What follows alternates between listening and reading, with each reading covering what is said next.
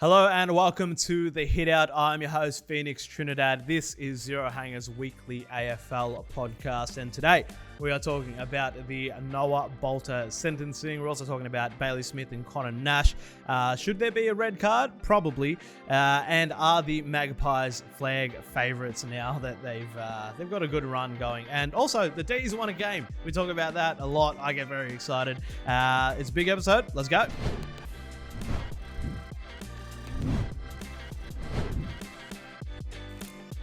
All right, so we are back from Gather Round. We're back in the studio. I am joined by Callum Farquhar. Hello, mate. Hello, mate. Hello. And Aidan Cellini. Hello. Hello. Hello. All right. Weird start. All right, so first thing on the rundown, Balta. Noah Balta has been sentenced. This is just breaking. We're recording this at 12 p.m. on the Tuesdays. So what happened? Yeah, well, we had to front the courts in Coro this morning for his assault charge from late last year. 3 months, or part of his penalty was 3 months of curfew, so he can't be outside his home between 10 p.m. and 6 a.m. up until July 22nd. So that will kind of come into certain games in the next 12 weeks or so, which means he'll miss this week's Thursday clash against the D's, the Anzac Day Eve clash, the Dreamtime at the G clash as well against the Bombers, as well as some interstate games against the Giants and the Eagles within the next 3 months as well. Also, the rolling and floating fixture from round 16 onwards, those dates and schedules haven't been determined yet, as the AFL likes to do later in the year. So some of those games he also might miss, but we won't know until they release those dates as well. Part of his punishment also was a $3,000 fine, a $40,000 fine as well to the victim, community service of 18 months, and obviously a conviction as well because he pleaded guilty. So a lot happening on this Tuesday morning and early afternoon. But yeah, Balta finally has faced the music. Right. First thing that stands out to me, I don't know if... I just can't remember the last time I heard of anyone getting a curfew. So I don't know anything like about the justice system, but like a curfew, I feel like that feels like an easy let off for somebody who's in the public eye to me. But a 10 p.m. to 6 a.m. curfew, I've never really heard of that. I'll easily... Happy to be wrong on that one, and I'm wrong a lot on this podcast. But yeah, that seems, I don't know. Yeah, so my understanding is Richmond and Balta's team were kind of pushing, why there has to be a curfew. Obviously, that means he will miss certain games, given the fact he won't be at home in time if he has night games. And the court said, that's part of the punishment, mate. So deal with it. Part of that also is, to abstain from alcohol as well, which clearly the assault, or understandably, that was kind of alcohol infused. Yeah. So yeah, interesting. I don't know how you even, what do you call it? Enforce how do you it. keep track of that? Yeah, how do you enforce no alcohol ban on a... You must get like an ankle tag or something. Yeah. Might have an interlock just Yeah. in his back pocket. I'm not too sure, to be honest with you. So- but Yeah.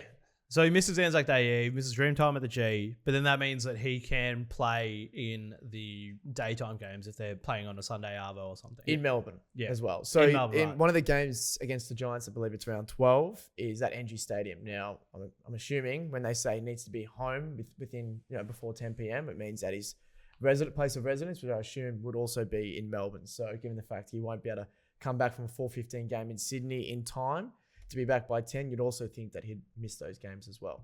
Yeah. So I guess the question then is should you even... It was the story before this game that they won on the weekend, which is amazing. But did they... what is the point of playing him? Like if he's... Well, that's the thing. He was meant to get sentenced a couple of weeks ago, which means it would have fallen in line, not perfectly, it would have fallen in line with his initial 4-game suspension. The fact that there was that video footage that most of us have seen that came to light, they pushed that back given the time they needed to assess it a bit more, which kind of meant there was a bit of grey area in terms of his sentencing and when he came back from that suspension to actually play. So by the letter of the law, Richmond did everything right. He served his suspension. He actually had an extra week off in the VFL. Admittedly, yes, society would probably say he probably should have waited until the sentencing hearing, but again, you can't fault maybe Richmond in some aspect, given the fact that they just followed the rules that were given to them, same as Balta. But now, obviously, there's a bit more to play out over the next 3 months. Yeah. And I think he could have gone to jail for something like this, that, he maybe got let off a bit easy. And if he's going to miss 3 games because they're night games, then you just got to cop that. If you don't want him to miss 3 games, he shouldn't get in a pub brawl in general. So I think that it's just tough luck at that point. You do the crime, you face the time, and if that's how it's handed out to him, at least he's not missing the whole season because he's in jail or something like that. So Yeah. you sort of got to take it as it is for that. To me, it's nothing really to do with luck at all. It's it's consequences for your actions. Well, yeah, like he's I'm not going to say anything about like that. This is what it is. But if for Richmond, what do you get out of actually playing him? Like other than, you get one more experienced player on the ground, like to your team. You aren't going to they're not making finals this year anyway. No, exactly. No, So I just think Richmond would have just gone, this is the letter of the law in terms of the situation as it stood. The 4-week suspension, we gave an extra week in the VFL. Therefore, he's deemed available to play. So they would have gone by as literal as possible in terms of their decision-making behind playing him. Admittedly, yes, it might come into question the culture and who are they prioritising, whether it's Balta or the game against Gold Coast over, what they're trying to set as a standard. yeah. But they would have gone, no, this is the letter of the law, 4-week suspension, a week off in the VFL. He's available to play. And then obviously it's a bit of an interesting one given the fact 3 days later, i.e. today, he was sentenced for his charge. Yeah.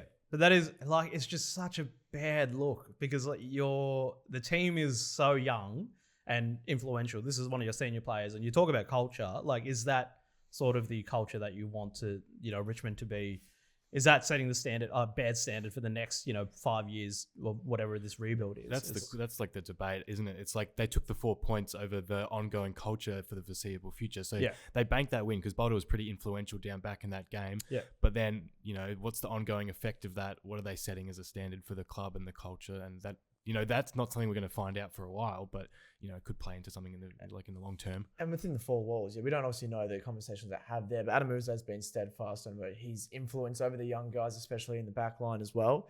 And, kind of helping them develop and grow into, the type of players that they hope that will be. So, it's probably an interesting call. The easier one would have been just hold on, just wait until the sentencing is finalised and then go forth. But, that's Richmond's decision. And again, on Saturday, it turned out in a good sense that they got the win, but now they're going to probably miss him for a few more games to come. Yep.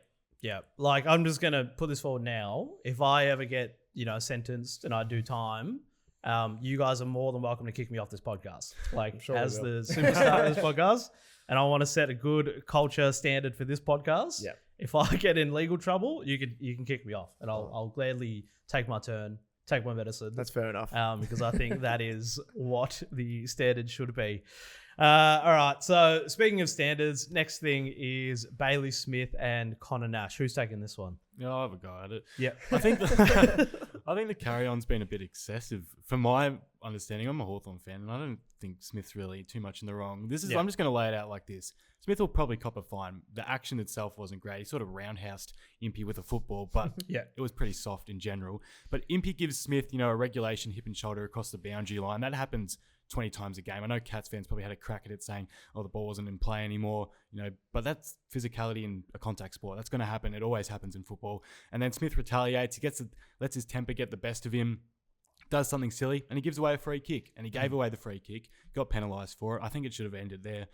Players retaliate after something like that all the time. Maybe it's not, throwing a football at someone, but they give away a free kick and that's sort of the end of it. I think probably just the uniqueness of the action is quite random. Yeah. Maybe that's why it's sort of and it's Bailey Smith, he's always in the headlines. So it's something like that. But I think it should just be left on the field and that's where it should end for my part. Yeah. So we're recording this early Tuesday. We don't know what exactly the punishment's going to be. He's going to cop a fine, surely. Like, he's not going to cop a week for that. No. But, yeah. Well, I think, my understanding is about a decade ago, Alex Vance did the same thing to Joel Selwood. I think he threw a ball at his head, copped a fine. So you'd think Bailey Smith would do it as well. But I think the AFL is more worried about the optics of it. Yeah. So last week, we don't necessarily know, but we have an understanding of what the Adelaide player was saying to Bailey Smith in Dangerfield. And apparently it wasn't the nicest things. And therefore he Adelaide fan. Yep. Sorry. Adelaide fan. Yes, you're right. To Danger and Smith. And he retaliated. Now, again, the optics of that looks like he's, shouldn't be doing the right thing. He gave the double bird. Same thing here. Cops a bit of physicality from Impey, threw the ball, but you just don't want kids in junior football doing that, which is why the AFL would go, you know what, mate, we're going to give you a fine. Again, Smith, won't matter too much to him. But I think, just a high-profile player, big game, and then just the optics of it, which is probably why he'll cop a... I mean, you also don't want, kids assaulting people and they're being allowed to play a game. But, I thought there's a scale of these things. That's pretty small scale. And it's kind of like, it's fine. Like a fine is fine. Yeah. Did he throw the bird again? Is that? No, he was gesturing. Yeah, I think he was just G'ing up the fans. I think he learned last week that if he did, obviously it'd be a couple of extra bucks. Yeah. But I was listening to that one on the radio on ABC Grandstand. I'm pretty sure I heard that. I think they thought it was a bird, but it was gesturing. I didn't see the middle finger come up, but I think we all knew what he meant. Yeah, especially as enemy number one now. Well, that's the thing. Like you want a bit of that in the game. Like I didn't have a problem with the bird, or like when Harley did it, or when Smith did it. I think that's all just part of banter. It's not physical. It's all just part of banter. I agree. And going back with the fans, like you've been to a game. Fans say the craziest things ever. Players say the craziest things ever. Like you can give it a little bit. Yeah. But yeah. All right. And then Conor Nash. Yeah. Well, I was at the game yesterday and I saw this. It was bad. Unfortunate. And the fact that I just wanted to preface this, the fact that no one remonstrated meant it was kind of in amongst the football context. Now, I know the outcome is quite poor and everyone saw probably Graham Myers, go out like that, and it was rough viewing. But the fact that no one from Geelong went up to Nash to an extent and, was trying to rip his Guernsey off or throw him to the ground, it was kind of just, mate, come on, be careful. Yeah. I think kind of makes everyone understand that it was just part of a footballing act that he just got wrong. But the fact is that you kind of do open yourself up to that scrutiny if you do get it wrong, and obviously the outcome is probably more than the action in terms of the MRO. So we expect, again, this film Tuesday afternoon at 12:14, we expect later today that he'll probably get 3 or more weeks. The MRO could have the option of sending him straight to the tribunal, which means he'll already go into it if they deem it to be more than 3 weeks, or he's given a 3-week layoff, and then he has the option to challenge it if he wants. Yeah, that's my exact perspective. It was quite unfortunate incident. I mean, Nash is 198 centimeters tall. He's a big-bodied unit, and you got Grant Myers, who's 20 centimeters taller than him, with his head over the ball, basically. So he's just got it wrong. Is really all there is to it, and that's why Geelong players weren't really remonstrating, because it was part of the game, part of the action. It wasn't anything grubby. But yeah, with that being said, he got it absolutely wrong, and he probably faced a tribunal, and we'll find out that outcome. Just a question without notice. I did see this kind of in the Twitter feed yesterday. Should there be a red card rule for these type of acts? Now, we know Grind's out, and he actually might miss the next 2 games because the Cats have back-to-back 6-day breaks, and obviously you enter mandatory minimum 12-day concussion protocols. But then Nash goes on. He might be, mentally scarred from that incident, thinking, oh my God, I might get sentenced to, kind of given a 3-week suspension. But should they, the AFL try implement in those instances, maybe, hey, mate, you have 15 minutes off the ground or 20 minutes? Yeah, I think it could work. I think you've got to implement sort of like a VAR, or like allow the umpires to sort of use some vision in that sort of sense. I don't think you can have like an instant, someone cops a high thing and then the umpire just reaches for his pocket, goes up for a red straight away without knowing the full extent of something like that. But, I think in the case of Grant Myers and Conor Nash, Myers is knocked out. He's going to take some time to be escorted from the field. In that time, maybe the umpires can review it. They see, massive whack to the face, and then that's when they can be like, that's quite severe. We can give the red card for that. But I don't think it should be something on the fly, because then you're going to get instances where players are ruled out of games. I know sometimes in rugby league or in rugby union, players are rubbed out for a high contact, and it might be a bit incidental, not quite intentional in that sort of sense, or it's like not as severe. Maybe the player doesn't end up being concussed, but it just looks bad. So I think there's got to be some sort of way to review it to make sure the right decision's made, because a red card is quite a big thing in like a long game of football. Yeah. Red card so that you're permanently off, I don't know. Sin bin, I don't mind. Like, because sin bin is, you're off for 10 minutes or whatever it is, and you can come back on. But yeah, I think it's weird that we don't have a send-off rule at all in footy. Like, I know there's traditionalists and you don't like, people just hate any sort of changes to the game, but changes to the game are fine. Like the stand rule, everybody agrees has been a good change. A send-off rule, I think, works. Like, they've got it in local footy too. This isn't going to be something new. Yeah, like they got yellow cards. You got yellow cards, red cards in local footy. So implemented in the actual game, it could still work. It's not going to be a massive, change. Is it a permanent send-off?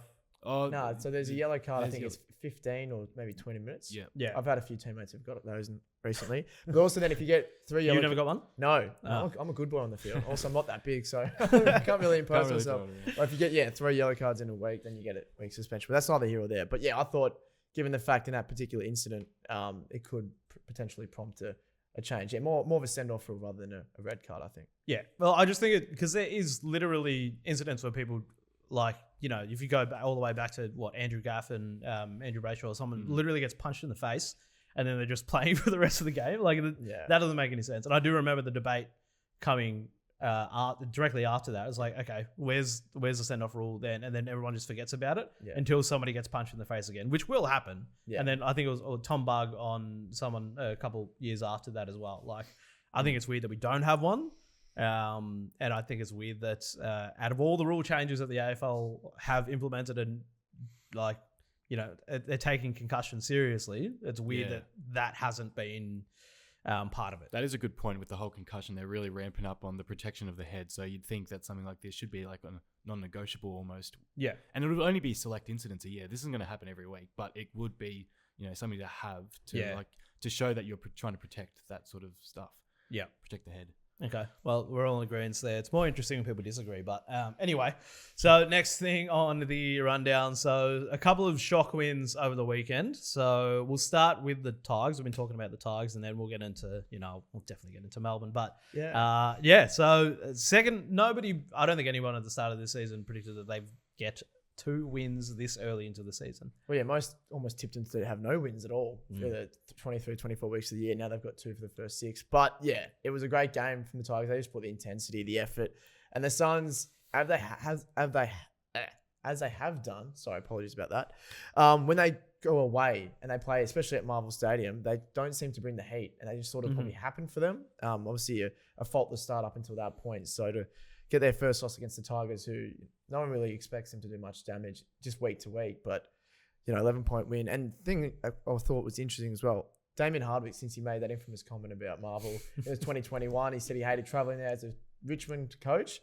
I think he lost six games before he left, and then I think he had 2 or 3 losses again as a Suns coach with only 1 win, which everyone can remember, that McAndrew goal after the sign against the Bombers. So I think he's 1 from 12 since he made that comment under the lid at Marvel. So, and that was Richmond's first win as well since he made those comments there as well. So even since Adam Uze's come back, they've had some struggles, but that was their first one, which is ironically against Hardwick.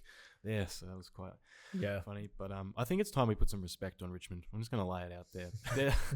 Everyone's saying, Gold Coast, how'd they lose that game? You know, it's against Richmond. They're not meant to win a game. Like, let's just bin that. Richmond are hungry. They showed that no matter who they play, they're going to fight. Of course, they're going to have some heavy losses during the season because they've got inexperience and they're going to run out of legs at some stages throughout. But they're always, for patches at least, going to take it up to the opposition. And then when they get a run on against a team that maybe thought, oh, this is an easy beat, they get the win. And that's their second win in 6 weeks. And, you know, no one expected that, but maybe, you know, people are just taking them too lightly. So I think opposition's clubs have got to start respecting Richmond a little bit more now, especially after that win. I think further to that, there should be more respect given to Adam Uze, who was he was our midfield coach, I think, when we won the 2021 flag, and I respect him a lot. I'll be honest, I'm a bit off Richmond just because of the whole Noah Balta stuff, and there's going to be a bit of like just their culture and that. But in terms of just purely on field, they have done some amazing stuff this year. Like nobody predicted them to have more than 1 win for the first, what are we in? Round 6? Well, especially not against Carlton and Gold Coast. They thought maybe North Melbourne, maybe West Coast, but everyone obviously tipped the Roos to kind of bounce a bit more. But they've got 2 wins against those guys, so then put them up against, you know, North Melbourne. Exactly. And even Melbourne this week, and who knows, they might snag a couple more. But yeah, just on that. So the Suns, though, before we move off them, they were like, they're fine, right? They would, you know, they're undefeated. They'll probably due a loss, if anything. It's hard to keep that momentum going, you know, all season. But it's just interesting it was against the Tigers, I think. It's just a mental scarring of not being able to do it away from home. I think they beat the Eagles, was it round 1? Yeah. But you just got to find ways to win, and good teams do that. Even if it's ugly, low scoring, close game, you just find a way. Well, they won away last week, didn't they? In Gather Round.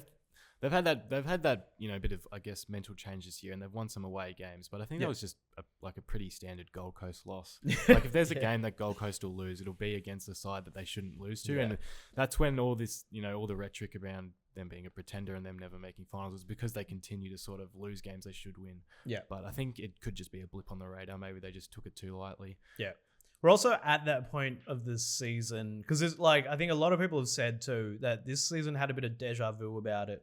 This round, had a bit of deja vu about it because I think you get to this point in the season and like the teams that are going really well, they maybe have their first loss or they start to dip a little bit. Like the momentum is really hard to keep going unless you're, one of the... Yeah, well, 6 weeks in is usually where you start to kind of understand where teams are situated on the ladder. Obviously, it can kind of change within the year, but you kind of get rid of that pre-season excitement and ramp up that you actually start to get, okay, where people or clubs actually should be on the ladder. Yeah.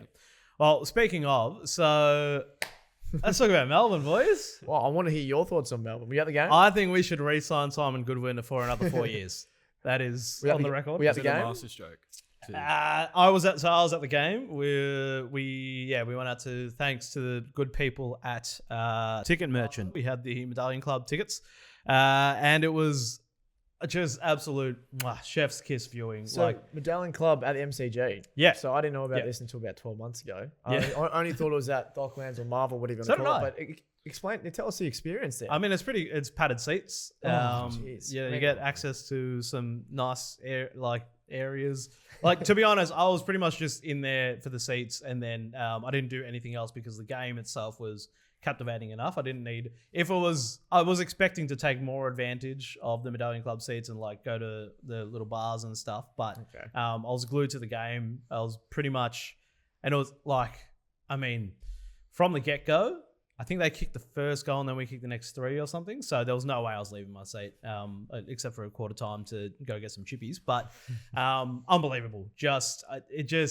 We had Cozzy Pickett parked in that forward 50 pretty much all game, and then he ran through the middle every now and then. The big one, though, I think, is that the midfield actually just were back to what we expected them to be. Petrarca, Oliver, Viney, I think they had 25 each. We were winning clearances. Not that we were losing clearances much, but they were actually more effective. And then our inside 50s, and I said this last week, I think, I'm not sure if it was on the podcast or at the game, but we were almost better off literally just like dribble kicking the ball into the forward 50 and just letting the smalls pick it up and crumb rather than kicking tall into like deep into 50, Van Roy, and not bring it down to ground. And that seemed to work a lot more better this round as well. So yeah. But obviously the big changes. I'm just going to keep talking at you about this Melbourne game because I haven't spoken to anyone about it. But the Simon Goodwin swinging the axe finally. It was probably be 2 weeks too late in terms of make some changes in that forward line, but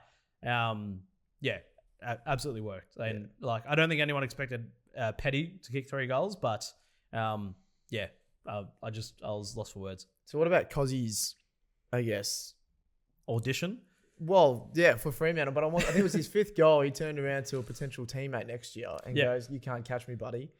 And then kicked it, and essentially, he was man of the match. We can, 3 votes, 10 votes, whatever you want to call it, on every platform. But yeah, how did that kind of sit? Because obviously a lot can be made from it. It shouldn't, but it's also from a D's perspective or D's fans' perspective. Emotionally, it was quite conflicting because there was a part of me that saw that and I'm like, oh, there's no way he's leaving. Yeah. He can't do that. You can't go back there next year. I loved it. I mean, that's why you love Cozzy Pickett, right? Like, I agree. And I think a part of me, I think that was a little bit of a tribute to Willioli in that.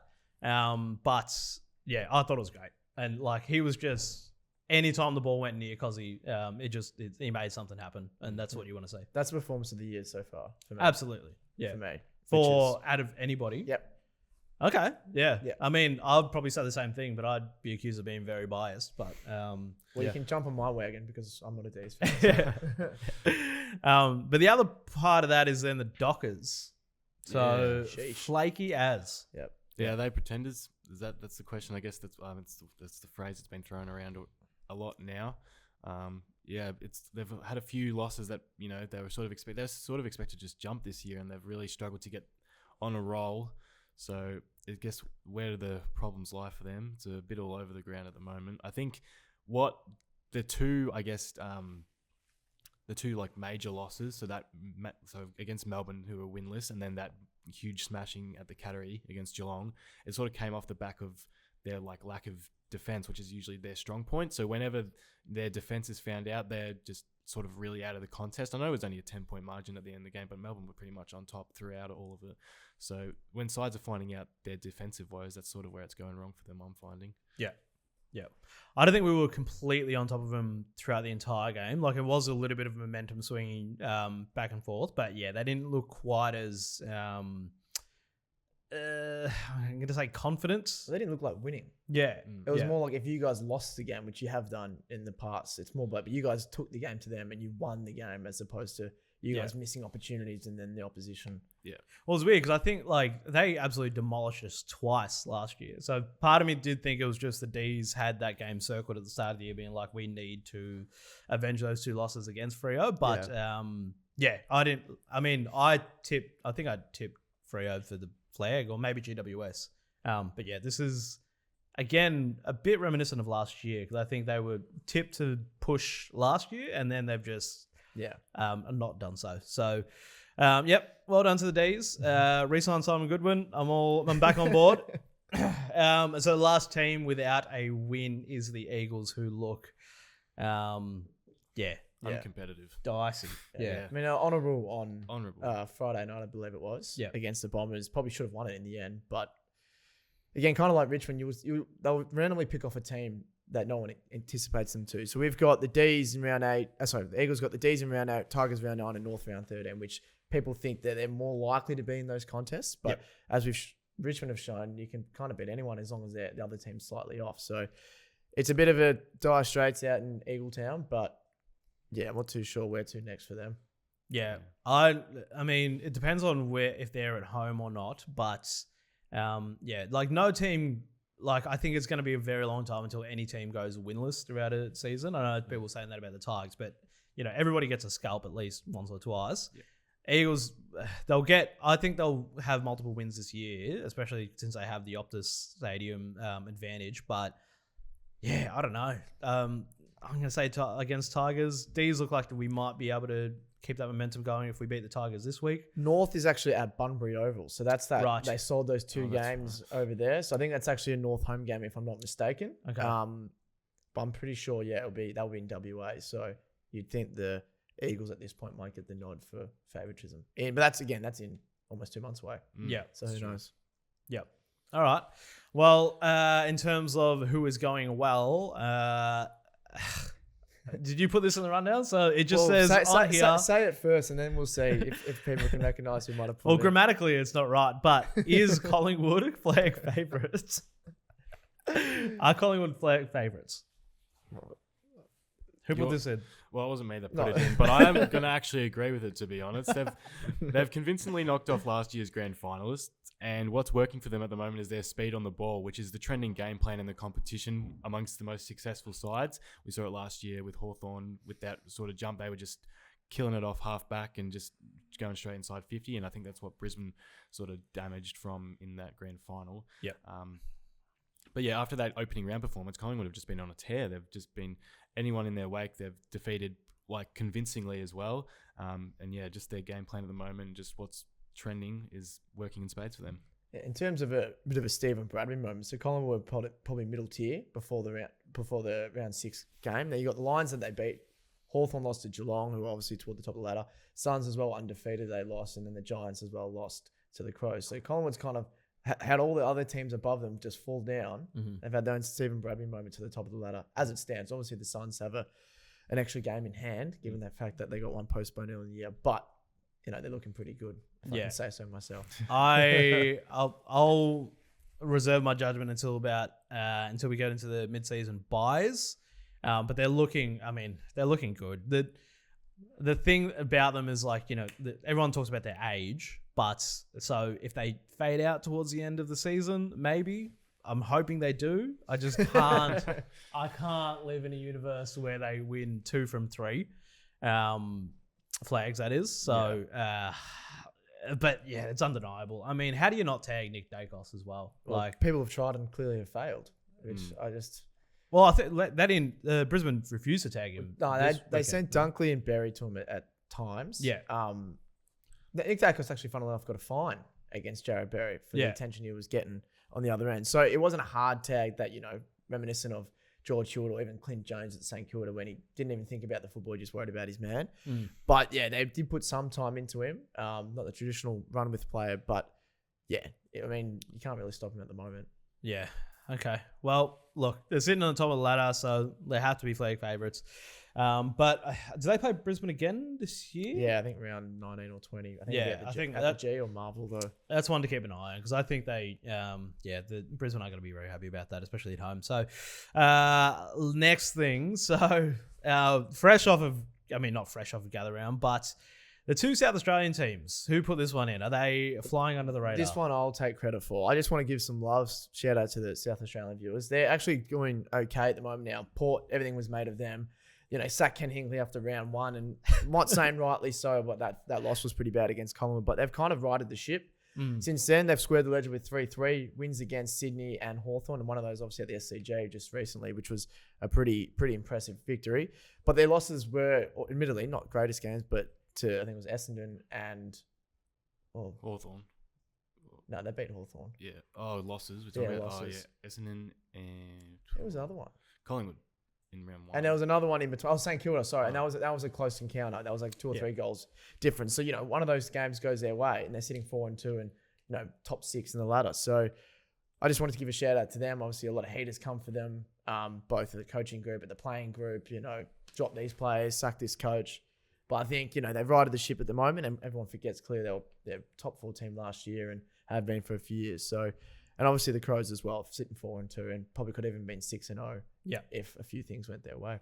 The only thing with the Crows is they still have Josh Rochelle to come back, but then are they losing Fogarty for the next few? Is that confirmed? Not confirmed yet. Yeah. Details will come out today, but he did hurt his sternoclavicular, so it's kind of in the chestal region and shoulder. Don't think it might be long term though. I think it was a minor sprain, although it did look bad and he couldn't lift his arm. But confirmation will come out later on Tuesday evening. Yeah, I think they might slow down over the next couple of games. I think they have an interesting run. They got Freo next week, which will be interesting because Freo are going to want to bounce back.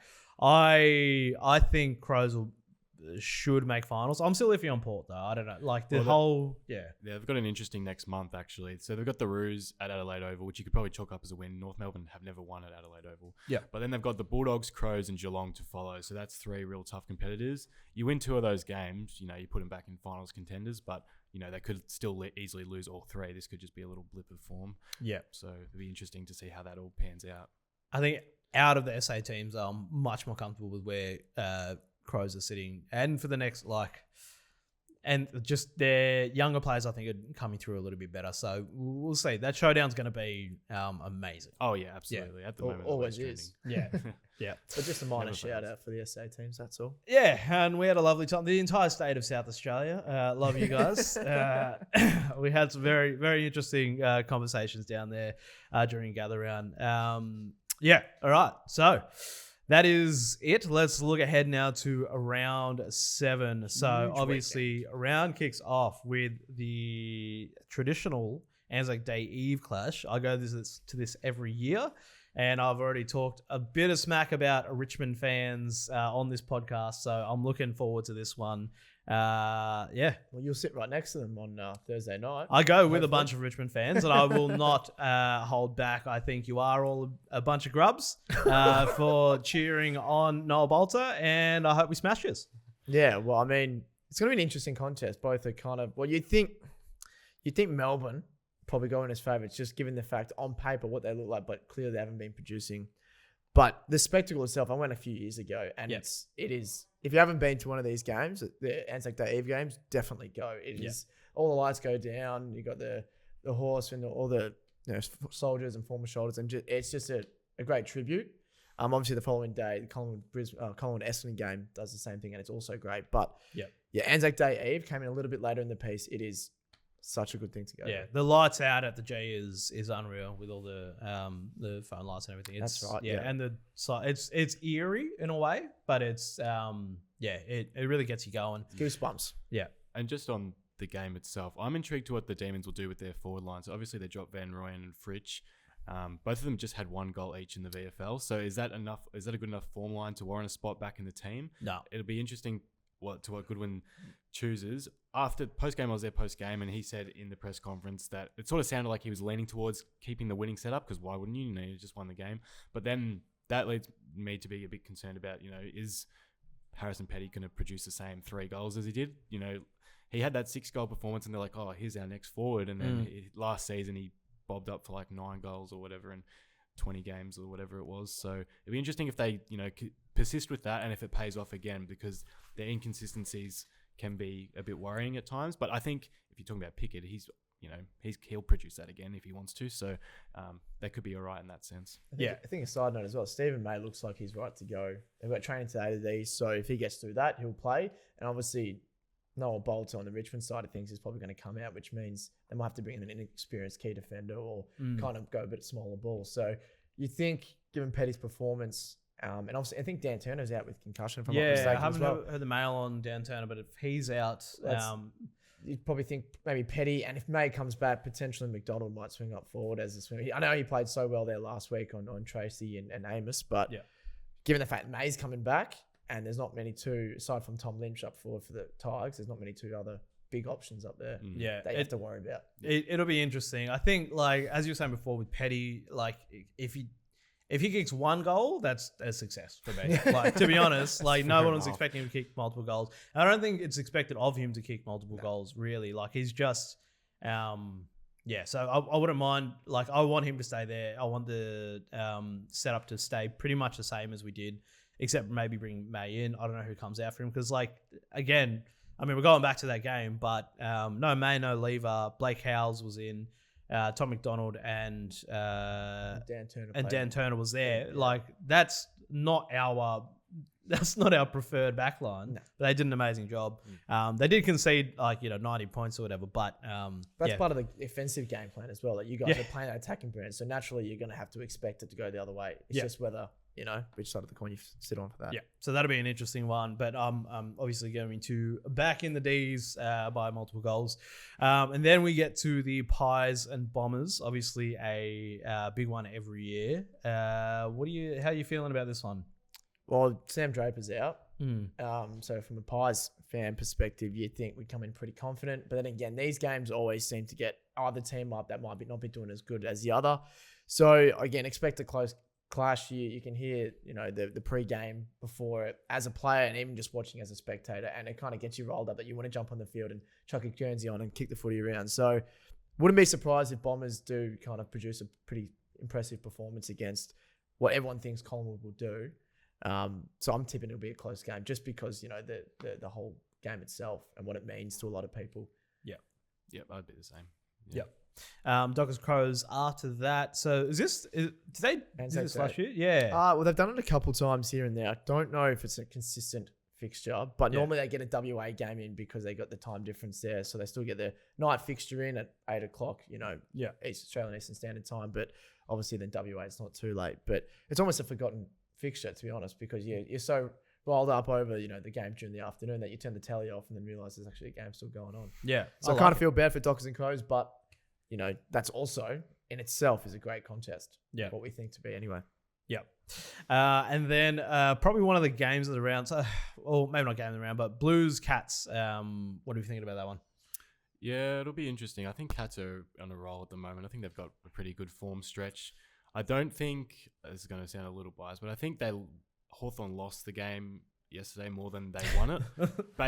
If Hawthorn hadn't had they shot themselves in the foot a lot of times. Yeah, that last 5 minutes was, So, but with that being said, Cats still pulled up a great performance, and then they pulled off that game against the Crows, and that was a pretty underdog status game to win that one. And then the Blues, can we trust them yet? I mean, they've beaten West Coast and North Melbourne. Both of them are sitting in the bottom 4. So are those, just easy beat wins, or is that actually a sign of the tide turning? So that'll be really interesting to see, but I don't know if that's an indicator yet or not. They've still got the cattle on the park, which is why, not that I've got Blues winning this game, but why I've got faith in them. They can kind of get the ball rolling, and sometimes a couple easy kills. Yeah, in terms of North and the Eagles in the last 2 weeks can get your team going. Yeah, obviously Paddy Cripps isn't going that well. Curnow has been a bit inaccurate in front of goal. I think Mackay might be back this week from concussion potentially. So, and historically these two teams generally play close contests at the G, but yeah, I just think there's a bit more to it with the Blues, especially now that they've got they've got a few wins under their belt. Now it's like, okay, we've settled into the year, not great, but we can kind of propel forward from here. I just have a feeling like the Blues have a bit of confidence, and I just have a feeling that they're going to get absolutely rolled. Like they're going to come in a little bit too confident. And for this storyline, I think that's what I'm expecting. I think they're gonna get a bit of a reality check. I do think they have a bit more confidence though. So yeah, we'll see. And then Giants Dogs. Love this matchup. I think that, and the Dogs. I mean, we haven't really spoken about it yet, but Bontempelli, my God, man. I'm actually surprised they missed the run sheet, to be honest with you. Yeah, as in Bont, he's Can he win the Brownlow from here? Just a side if note. he keeps it going. I mean, if Patrick Cripps could get like 15 3 votes, then surely Bond can. Yeah. So I don't know. That's what he'll need to get near Cripps' record. But that was ridiculous. Like coming off a complex calf issue in inverted commas. Don't know what that means, but 2 and 30. Yeah. I mean, first game back, like no rust at all. First game back, no. What's he going to produce when he gets going? There was like, I thought that maybe because like Harris and Libba have been going so well that going forward they're going to start stealing votes off Bontempelli. But I feel like Bontempelli was watching them while he was injured, being like, once I get back, there's no way you're stealing votes off me. But I read somewhere that like if Bont even just gets like a bunch of 3-vote games for the rest of the year, he'll still lose to Patrick Cripps by 15 votes in the Brownlow. So or Ollie Wan somehow. Yeah. All right. Well, that wraps it up for Hitout this week. What do we got going on at Zero Hanger? Everything. To be honest, all injury news, all breaking news. Everything that you need to keep in touch with, we've got it covered. So make sure you head to our site and everything else as well. Even analysis pieces, tipping, yes, but also we should probably give a shout out now to AFL Streaker. We have a new game on Zero Hanger. It's called Streaker. You've probably played it, but we went out together around and we tested it out on some people. Oh, really? And we got some good results. A couple of people lost in the with the first question, but we had a couple of boys there that got like a streak of 12, I think. So basically. Good.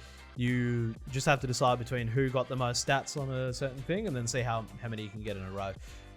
And now we've got 2025 stats loaded in there. So it's, test your knowledge with AFL Streaker. So I think that's it. Wraps it up. All right. Cool. Thanks, boys. We'll see you next week.